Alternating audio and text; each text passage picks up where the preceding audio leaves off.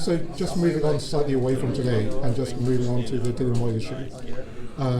What are your thoughts? I want to hear. You know what? I threw some thoughts out there immediately afterward, but I do want to hear.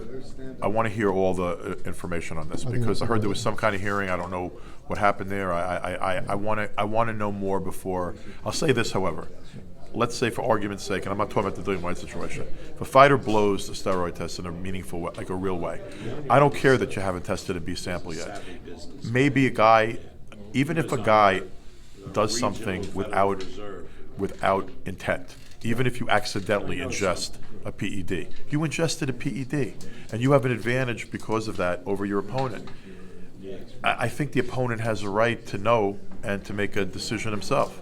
So I'm not talking about this situation because I don't have all the details. No. But in a general sense, should they say, well, we don't have time to test the B sample, so we're going to let the fight happen? What the fuck would have happened if Rivas would have gotten critically hurt in that fight?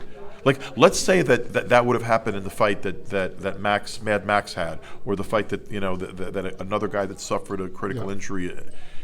That'd be totally unacceptable, right? People be screaming and yelling, going crazy. They'd be calling for the banning of the sport. I'm not talking, again, I don't know all the facts on this one. So this is not about Dillian Whyte. But just look at a fact pattern, okay? Here's the fact pattern. You find out a few days before a fight that a guy blows for a real performance-enhancing drug, a meaningful steroid or something that's just banned across the board as a substance. You got to let the other side know. And you have to people have to be able to make a decision. And by the way, you would also think that a governing body or someone that's overseeing the event wouldn't let it happen, because why do we have bans on PEDs? It's for health and safety. You're not hitting a baseball, you're hitting a golf ball, or you're hitting someone in the head. So to me, we got to take a good look at what happened there. But we got to take a look at what happened there with all the facts. Yeah. And in terms of, just to finish off with Dillian Whyte, he voluntarily went into VADA testing. He was having testing with the UK organisation too. So do you give him credit for that? Even though circumstances at the moment are still because I give credit to anybody who goes to through voluntary testing, and also I give credit for Dillian Whyte for going out there and taking care of business in a bunch of fights in a row recently. Before I give him too much credit, I want to know everything that happened. I'm not attacking him right now, but I ain't so eager to give him credit either until I know everything that happened. Can you see Eddie Ahern's position though, where he says, well, look, if the fighters are cleared, what can I do? I have a contract. Well, he actually sort of has a point on that. I mean, and you could talk to Arum. Arum is as good a lawyer as I am.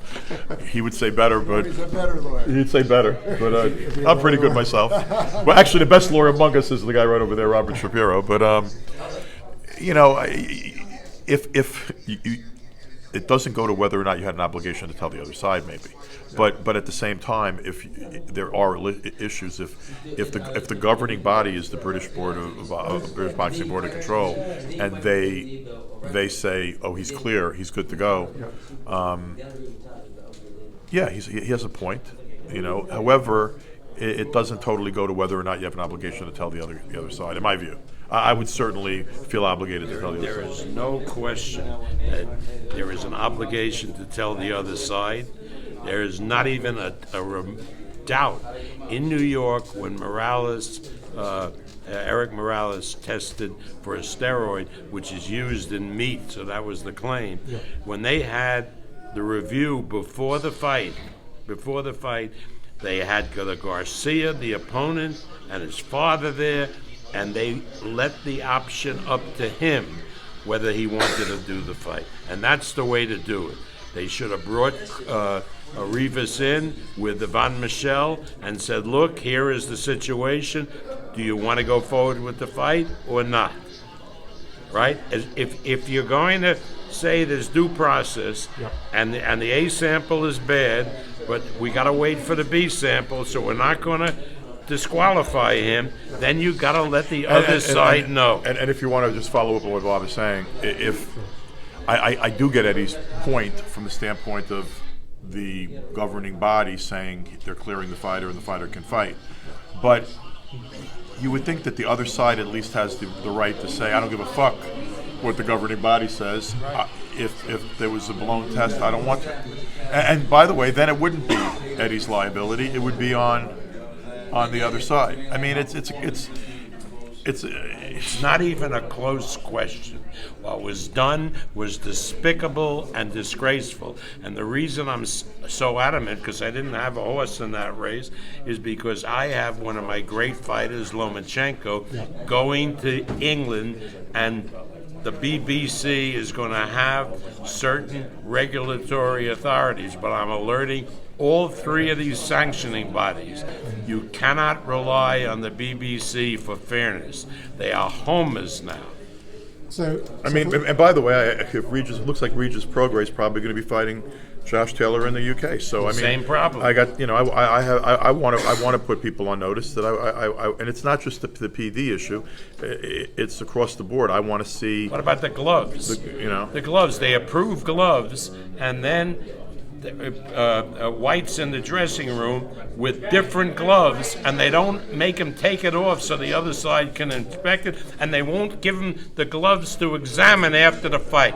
They're disgraceful, the BBC. Disgraceful. The BBBC, you mean? BBBC. You left out a B. BBC is bad too. So Bob, thank you very much. We're just about to start the press conference. Thank you so much.